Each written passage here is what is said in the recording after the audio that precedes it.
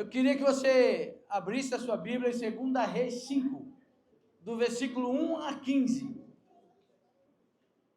Diz assim: E Naamã, chefe do exército do rei da Síria, era um grande homem diante do seu senhor, e de muito respeito, porque por ele o Senhor dera livramento aos sírios, e ele era este varão leproso.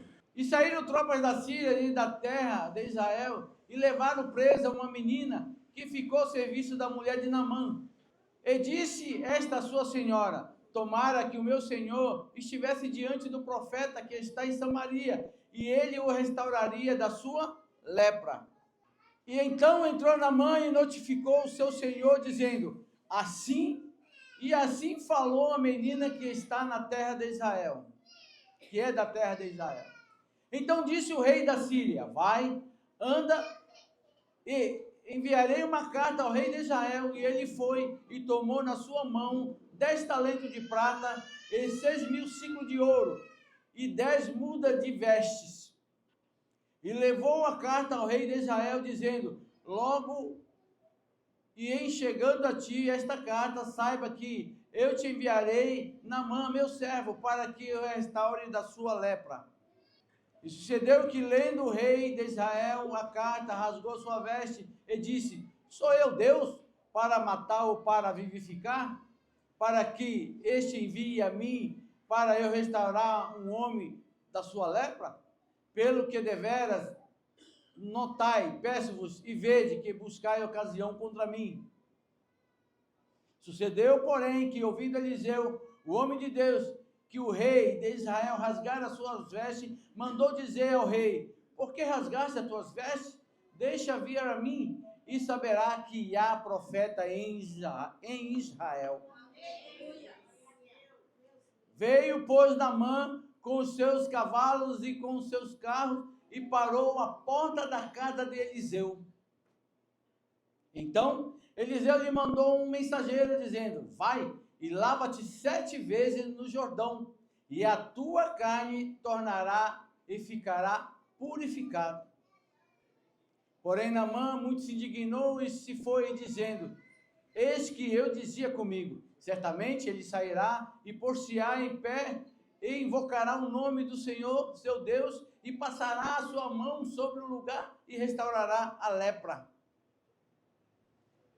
Não são porventura Abana e Farfá, rio de Damasco, melhores do que todas as águas de Israel? Não me poderia eu lavar neles e ficar purificado? E voltou-se e se foi com indignação. Então chegaram-se a ele seus servos e lhes falaram e disseram: meu pai, se o profeta te dissesse alguma coisa grande coisa, porventura não o faria? Quanto mais dizendo-te ele: lava-te e ficarás purificado. Então desceu e mergulhou no Jordão 7 vezes, conforme a palavra do homem de Deus, e a sua carne tornou como a carne de um menino e ficou purificado. Então voltou ao homem de Deus, e ele e toda a sua comitiva, e veio e pôs-se diante dele e disse: eis que eu tenho conhecido que em toda a terra não há Deus senão em Israel. Agora, pois, te peço que tornes uma bênção ao teu servo. Amém? Amém. Só até aqui. A respeito de Naamã, quem era Naamã? Naamã era um homem de guerra, um estrategista, um homem que tinha uma patente muito alta em questão de guerra. Quando se falava em guerra, Naamã era o homem.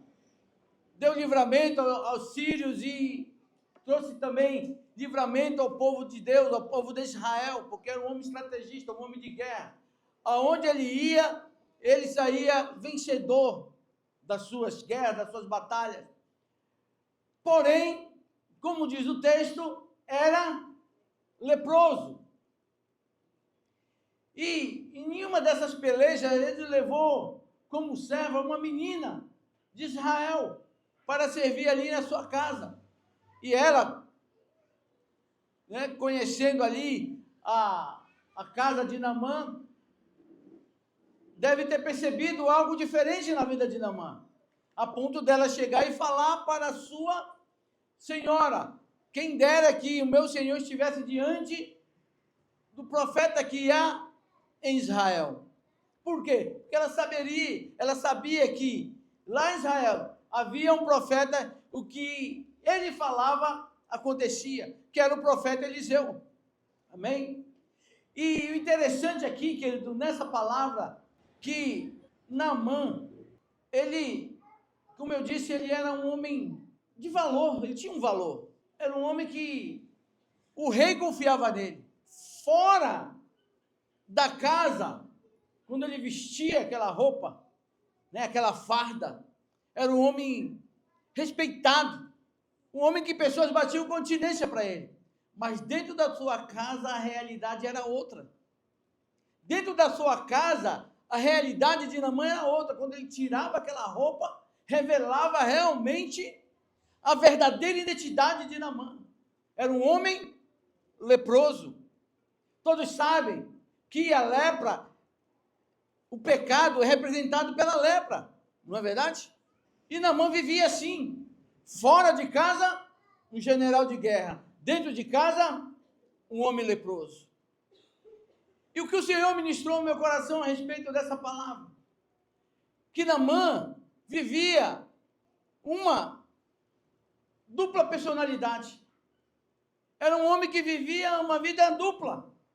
Por quê? Quando ele colocava aquela farda, era um homem de guerra.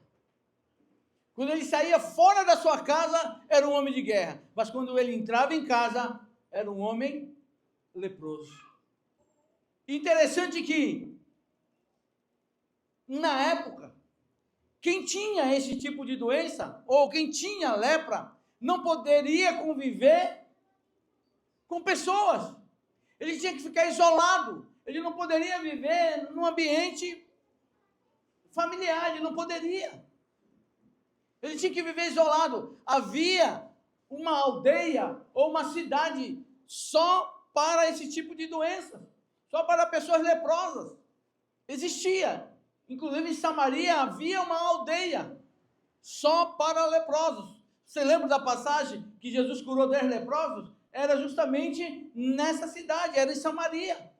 E Eliseu então dá esse recado para Naamã. Quando Naamã então vem até Israel, o rei manda presentes, manda ouro, manda prata, e então Naamã chega ali diante do rei de Israel para ser curado, mas quem dá um recado para ele não foi nem o profeta, porque o rei ficou indignado, e aí o profeta manda o seu servo para então levar uma palavra do rei, ou para então levar uma palavra para Naamã. Ó, a palavra que o meu Senhor mandou te dizer foi esta: vai e lava-te 7 vezes no Rio Jordão. Queridos, por que o Senhor começou a ministrar isso no meu coração? Porque tem muitos vivendo esse tipo de vida, a qual Naamã estava vivendo. Estava compartilhando com o apóstolo. A mídia social revela. As pessoas na igreja são uma coisa. Quando estão no convívio aqui da igreja é uma coisa, mas em casa mudam de figura totalmente. E queira ou não, eu penso que a mídia social é um dedo duro. Não existe o dedo duro? A mídia social é um dedo duro. Tudo que você faz e posta, querido, chega. Agora, a mesma conduta que você precisa ter aqui dentro da igreja, no meio dos seus irmãos, você precisa ter em casa. Precisa ter na faculdade. Você precisa ter em todo lugar. Porque você não é só crente dentro da igreja, você é crente em todo lugar. Você leva o nome de Jesus em todo lugar que você for e estiver. E tem pessoas que só são crentes dentro da igreja.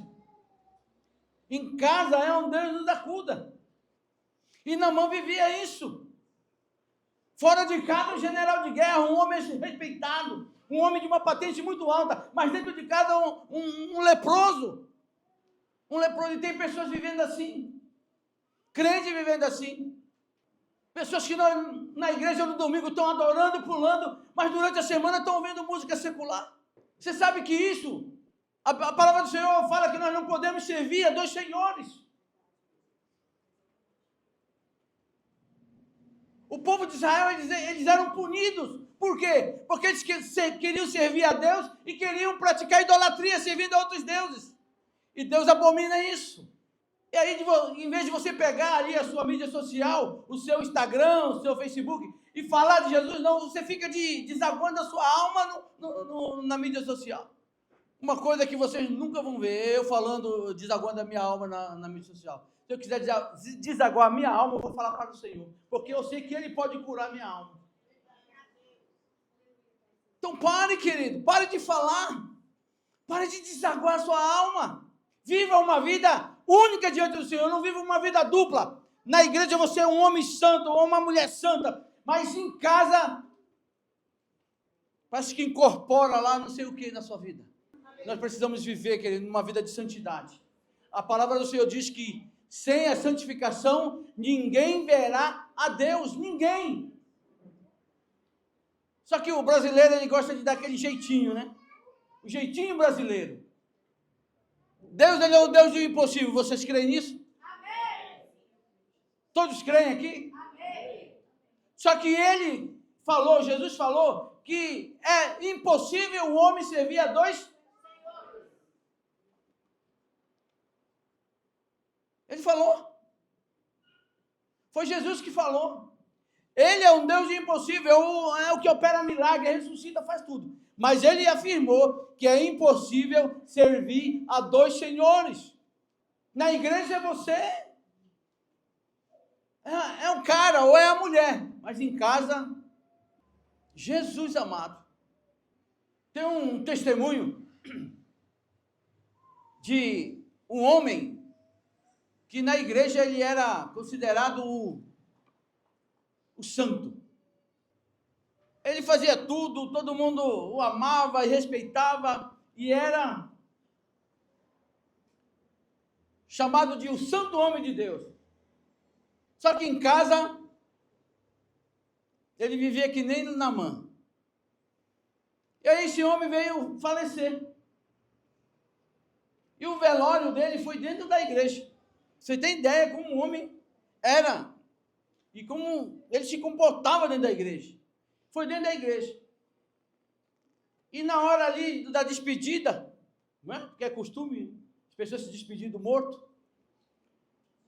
E aí fizeram aquela fila para se despedir lá. E todo mundo que parava ali na frente daquele esquife, falava, santo homem de Deus. Aqui jaz o santo homem de Deus. E falando, e todo falando. E a esposa e o filhinho ali no canto, a quarto. E a esposa ouvindo, santo homem de Deus. E falando, até que uma hora a esposa se encheu tanto e falou assim, filho, vai ali, vê se é seu pai que está ali. Porque não era a realidade daquela mulher. Não era. Em casa, ela vivia outra coisa. Aquele homem na igreja poderia ser um santo, mas em casa transparecia outra coisa. Infelizmente, tem pessoas que vivem assim. Querem viver a vida cristã dela assim. Querem viver a vida com Cristo assim. Quero te dar uma notícia que não vai agradar muito seu coração. É impossível. Ou você serve a Deus, ou serve a Mamon, ou serve ao mundo, ou serve a Satanás. Não tem como servir a Deus e servir a Satanás, não tem como. Eles não se bicam. Está na palavra. Mas sabe por que você faz isso? Porque você não lê a palavra. Porque se você lê a palavra, ela vai te orientar que é impossível servir a dois senhores, que é impossível você praticar certas coisas e querer estar na igreja, é impossível. Então o que falta em nós é a leitura da palavra, é viver a palavra como o Senhor manda. E Naamã vivia assim, querido. Diante do rei, o general de guerra, mas em casa, quando ele tirava aquela farda, aparecia todas as mazelas da sua vida. E aí, então ele vai e se apresenta ali ao profeta em Israel, e o profeta lhe dá uma palavra de destino, de direcionamento. Vai, lava-te 7 vezes no Jordão. O homem, como eu disse a vocês, que na frente do rei ele era um general de guerra, e aí ele revelou realmente quem ele era. E eu queria pontuar aqui sobre os 7 mergulhos de Naamã. O primeiro mergulho de Naamã, que ele deu, e eu quero que vocês saibam de uma coisa, que nós, eu, a pastora Mara, a pastora Meire, o pastor Paulo, a Ritinha, né, mas nós 3 aqui fomos 4 vezes para Israel, e todas as 4 vezes que nós fomos lá, nós fizemos esse ato profético. Então, se a gente vier cometer alguma coisa, é porque ainda precisa de muita cura em nossa alma. Porque 7 vezes 4, 28, né? Foram 28 mergulhos para sair toda a bagaceira da nossa vida. Fora, né? Os peixinhos picando tudo, porque não é fantasioso, não. Você mergulha mesmo. Não é um batismo, é um mergulho. É um ato profético. E eu creio, querido, que eu deixei muita coisa lá. Desde 2014 foi a primeira vez. Deixei muita coisa lá. Falei, Senhor, se esse homem, ele deixou muita coisa aqui, eu também quero deixar. E é tremendo, querido. E no lugar que nós fizemos esse ato profético é limpinho. É limpo. Você consegue ver os peixes. Então dá uma ideia que é limpo. Mas, quando Eliseu mandou Naamã mergulhar no Rio Jordão, era época de cheia, água barrenta. E Naamã, então, ele começou a reclamar, a ficar indignado. A ponto dele dizer, porventura não tem lá em Damasco o rio Abana e Fafá, que é melhor que as águas de Israel? E eu quero pontuar aqui sobre esses mergulhos, querido. Primeiro mergulho de Naamã, podemos chamar o mergulho do egoísmo. Porque era um homem egoísta. Porque ele não deveria nem estar dentro da casa dele com aquela situação de lepra. Ele teria que viver isolado. Mas a pessoa egoísta, ela não quer nem saber.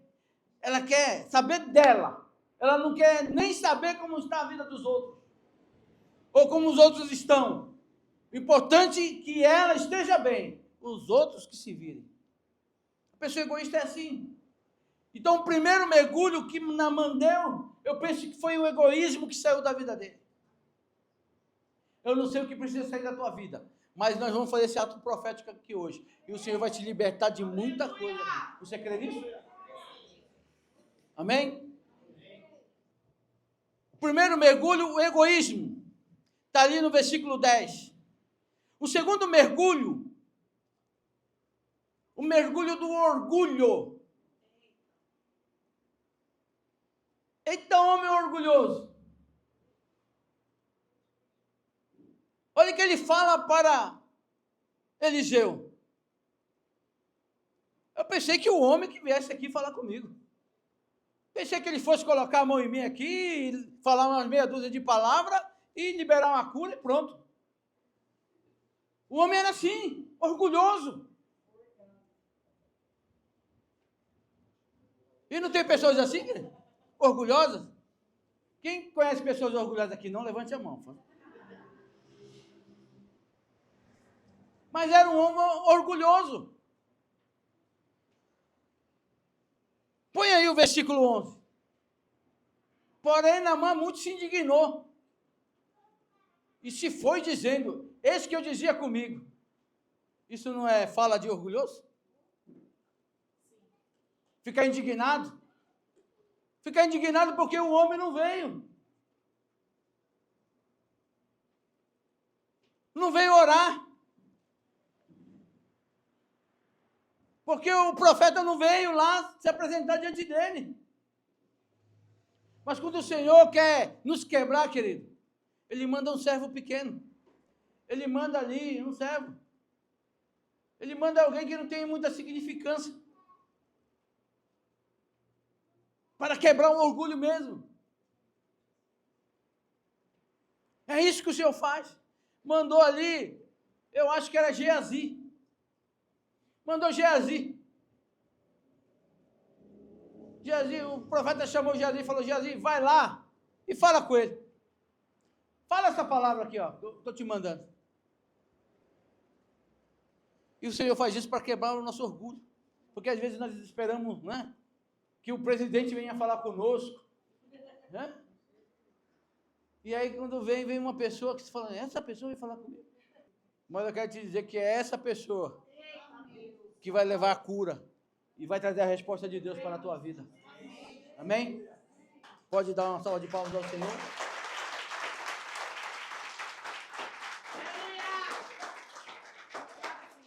O terceiro mergulho é a soberba, ou o homem soberbo. Só porque era general. E tem pessoas assim, né? Que vivem conosco de boa. Quando vão subindo, ou vão subindo na classe social, pronto. Soberba também vai subindo com eles. Já não te cumprimenta mais, já não fala mais com você. Né? É uma ingratidão fora do comum. Não é isso? Um homem muito soberbo. Ficou indignado, porque o profeta mandou que ele fosse se lavar lá no Rio Jordão. Mas o Senhor, Ele quer quebrar isso em nossas vidas, querido. Ele quer tirar o egoísmo, quer tirar o orgulho, Ele quer tirar a soberba. Porque com essas coisas não tem como viver uma vida de cura e uma vida de transformação na presença do Senhor. É por isso que você está dando trabalho lá na tua casa. Os filhos não te respeitam. A esposa, ela não vê a hora que você vá para a igreja, porque lá na igreja você é um santo, você se comporta. E ela não vê a hora que chegue domingo, que chegue quinta-feira. E se tivesse condições, querido, fazia um monte de quartinho aqui em cima, para esse tipo de pessoas. Porque essas pessoas da igreja, meu, você pode contar com ela para tudo. Mas em casa, a história é outra. Não é, pastor Johnny? A história é outra. O quarto mergulho, a ira. Um homem que ficou irado, ficou revoltado. Não tem lá em Damasco rio melhores que o Rio Jordão, esse rio barrento, sujo. E o texto diz que ele ficou indignado. Em outra versão, ficou irado. Quem é irado aqui? Não levante a mão. Para ira, a gente tem um seminário aqui muito bom, Vencendo a Ira. O dia que tiver, se inscreva que você vai entender tudo sobre ira. Você vai entender tudo. Tudo sobre ira. Seminário maravilhoso. Inclusive, nós vamos fazer um seminário fortalecendo o relacionamento, que também pode curar aí a respeito do orgulho e da soberba. Faça. Tremendo, poderoso, fortalecendo o relacionamento. Dia 25 e 26. O quinto mergulho. Aí Deus já começa a quebrar. Primeiro Deus quebra o egoísmo, né? A pessoa já começa a dividir as coisas, a compartilhar as coisas. Aí Deus quebra o orgulho, ela começa já a conviver com outras pessoas, começa a ser uma pessoa melhor, tira a soberba, e Deus vai quebrando. Aí vem o quinto mergulho. Quinto, o sexto e o sétimo são mergulhos melhores. A pessoa já está mais ali. Eu penso que Naamã, quando deu o primeiro mergulho, olhou para a pele assim, continua a mesma coisa. Aí foi, deu o segundo mergulho, nada ainda. Deu o terceiro, não mudou em nada. Mas eu quero te dar uma boa notícia, que a obra que o Senhor começa nas nossas vidas não é por fora, é por dentro.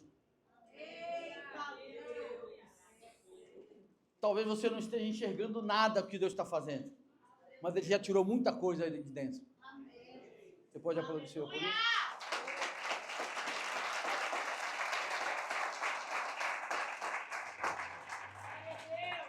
Talvez você não esteja enxergando, mas pessoas que estão ali te acompanhando já começam a enxergar alguma coisa.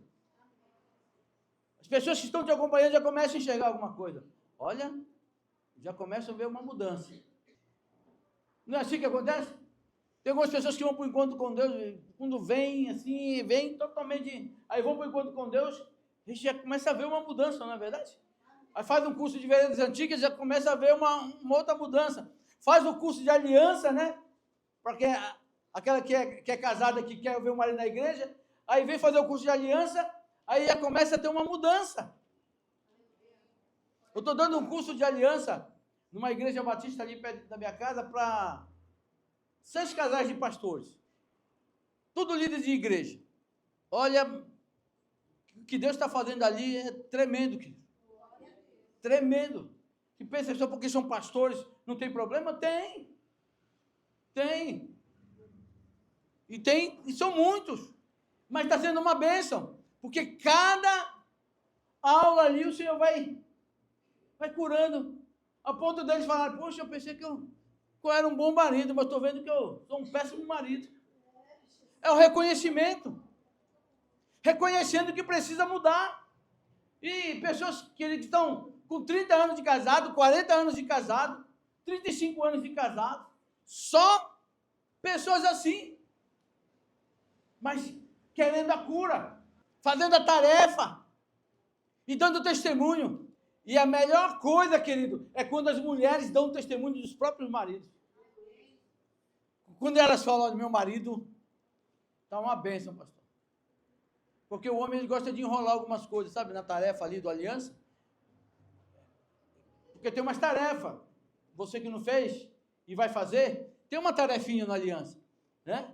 E ali, quando a gente pergunta aí, fizeram a tarefa, o marido é o primeiro a falar.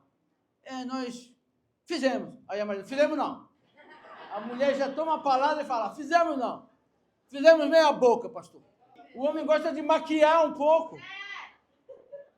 A mulher é mais na lata. Fizemos não, fizemos meia boca. Falei, então vamos lá fazer novamente. Mas tem, querido. E aí o Senhor vai limpando, vai tirando. E cada seminário, cada curso que nós fazemos aqui é uma oportunidade de você se limpar. É como se fosse um mergulho desse. A apóstola está fazendo um curso chamado Tesouro. Nós já fizemos aqui com algumas mulheres. Ela está fazendo com umas pastoras aí online. Os pastores estão amando. Então é a oportunidade que você tem de se limpar. Profeticamente, você não vai lá em Israel, bom que você fosse, para você viver essa realidade lá, mas aqui é ato profético que você pode se limpar, através de curso, através de seminário, deixando o egoísmo, deixando a soberba, deixando a ira. Tem um seminário, como eu disse, exclusivo para a ira, é vencendo a ira. Maravilhoso. Quem já fez seminário? Isso aí você pode levantar a mão. Maravilhoso. Vencendo a ira. Porque às vezes tem situações em nossas vidas. Quem é casado aqui? Levante a mão. Tem situações em nossas vidas que o nosso cônjuge, ele não é o causador daquele problema que nós carregamos. Ele é ativador. Ele está ativando aquilo que já está no teu coração. Às vezes o esposo faz alguma coisa que sobe uma ira no coração das mulheres. Ele não é causador. Ele não está causando aquilo. Ele está só ativando o que já está lá dentro. Então é a oportunidade que nós precisamos pegar para poder nos limpar, para poder curar a nossa vida. Amém? Amém? Então o quinto mergulho é o mergulho da obediência. Naamã foi obediente. Ele ouviu ali os seus servos. Os seus servos falaram para ele, meu senhor, se porventura o profeta te pedisse algo impossível, você não faria? E ele pediu uma coisa fácil, é que você se lave somente no Rio Jordão, vai e obedece. E Naamã então começou a mergulhar. Deu o primeiro mergulho, deu o segundo, deu o terceiro e nada. Deu o quarto, continuou a mesma coisa. Deu o quinto. Eu penso que a pele começou já a sair aquelas cascas, aquelas feridas, ou aquela pele branca, né? O sexto mergulho, o mergulho da humildade. Ele foi humilde, querido. Por quê? Porque era um homem fora de casa, um homem que tinha uma patente. Mas ele se submeteu ali. Ele foi humilde. Ele mergulhou. Uma água suja e barrenta. Quem teria coragem de mergulhar no rio Pinheiro do Tietê aqui? Mas se fosse para cura, você não iria? Mas e aí? E se um profeta aqui falasse, vai e mergulha lá 7 vezes no rio Pinheiro? E aí, querido? Você iria? Naamã, querido. Naamã, ele obedeceu. Crede em Deus, estareis seguros. Dei ouvido à voz do profeta e prosperareis. É a palavra do Senhor que diz. Então, Naamã, ele foi obediente. Ele foi humilde. E o sétimo mergulho? Mergulho da restauração. Querido, quando esse homem deu o último mergulho, que ele saiu da água e olhou ali para a sua pele, o que diz o texto? Que ficou como de um menino. Olha que tremendo, querido. Porque quando Deus, querido, ele restaura por completo. Ele não restaura meia boca, não. Restauração foi por completo na vida de Naamã. E eu quero que vocês entendam uma coisa, que quando a Bíblia fala de 7, está falando da plenitude, está falando da perfeição, porque tudo que Deus faz é perfeito, e que Deus queria curar Naamã nessas 7 áreas, para deixar ele um homem perfeito. Aleluia! E eu quero te dizer, querido, para você, mulher, Deus vai deixar teu marido perfeito. Marido, eu quero te dizer também, te dar uma boa notícia, que Deus vai deixar tua mulher perfeita. Você não vai querer morar no deserto, porque a Bíblia diz que é melhor morar no deserto do que morar com uma mulher rixosa. Ou uma mulher goteira. Quem já viu uma goteira? Incomoda, incomoda?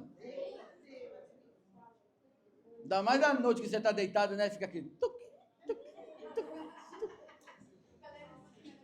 É ruim? Ruim. Mas o Senhor pode curar isso. O Senhor pode restaurar isso.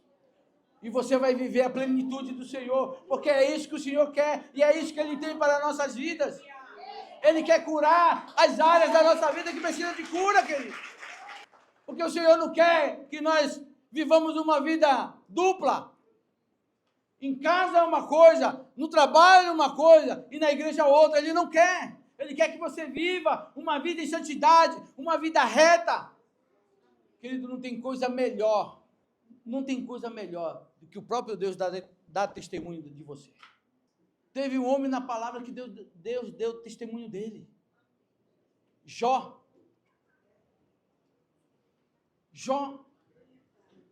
Abel. Enoque. Próprio Deus deu testemunho. Mas o de Jó, ele é mais evidente, porque Deus falou para Satanás: viste o meu servo Jó, homem íntegro, reto e se desvia do mal. Olha que tremendo, querido. Olha que forte isso. Aonde ele ia, ele era um homem reto e íntegro, porque se desviava do mal. E é isso que Deus vai fazer. E eu quero declarar e profetizar hoje. Eu quero declarar e profetizar hoje em tua vida que Deus vai restaurar. Mas você vai fazer um pacto com o Senhor hoje.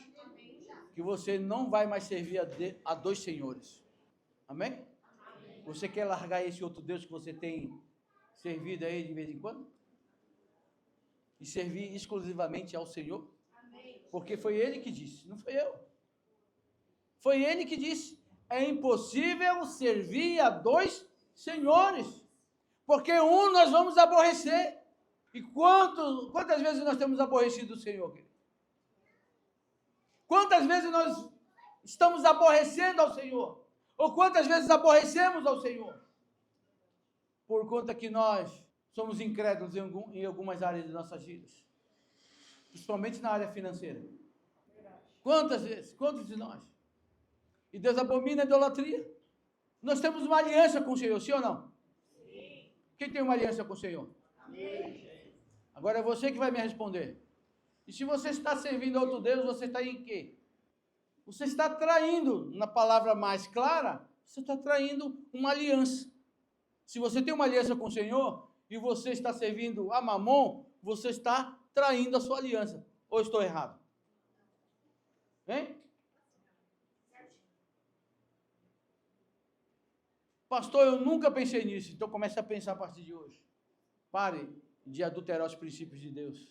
Você tem uma aliança com Ele, e a partir do momento que você está servindo a outro Deus em relação às suas finanças, que é Mamon, você está adulterando um compromisso de aliança que você tem com Deus. Isso é forte, querido. Mas é uma realidade. Eu não poderia deixar de falar isso para você. Amém? Amém! Quem quer aqui se libertar dessas coisas que algumas foi mencionado, talvez você não tenha egoísmo, não tenha orgulho, não tenha soberba, mas tenha outras coisas instaladas na tua vida, mentira, outras coisas. Quem quer se libertar disso essa manhã? Nós vamos fazer um ato profético aqui hoje. E você vai escrever aí o que você precisa se libertar. E como ato profético você vai jogar aqui, nesse balde que nós vamos colocar aqui, preparar aqui.